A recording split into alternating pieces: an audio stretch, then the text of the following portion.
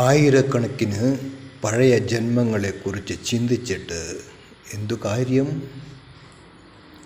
ഈ ജന്മത്തിൽ ആധ്യാത്മികമായിട്ടുള്ള ബോധത്തിൽ എവിടെ എത്തി നിൽക്കുന്നു, അതിനാണ് കൂടുതൽ പ്രാധാന്യം.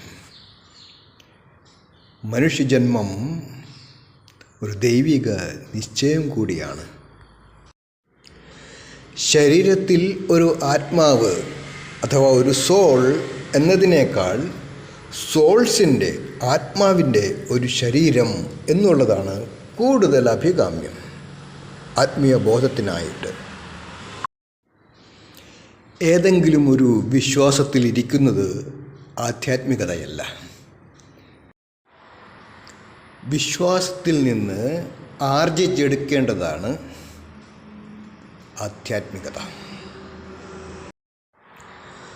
ആധ്യാത്മിക ഉയർന്ന ബോധമുള്ളവരിൽ നിന്ന് എളുപ്പം അത് ആർജിച്ചെടുക്കുവാൻ കഴിയുന്നു. ഒരു മനുഷ്യജന്മം കിട്ടിയിട്ട് അത് ആധ്യാത്മികമായിട്ടുള്ള കാര്യത്തിന് ഉപയോഗിക്കുന്നത് ഒരു വലിയ കാര്യം തന്നെ. അവതാരങ്ങളിൽ വിശ്വസിക്കുന്നതും പുനർജന്മങ്ങളിൽ വിശ്വസിക്കുന്നതും ഇന്ത്യയിൽ സ്വാഭാവികം.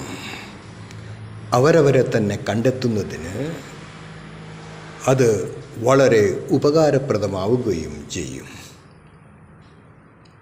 ആധ്യാത്മികമായിട്ടുള്ള യൂണിറ്റി അത്യാവശ്യം.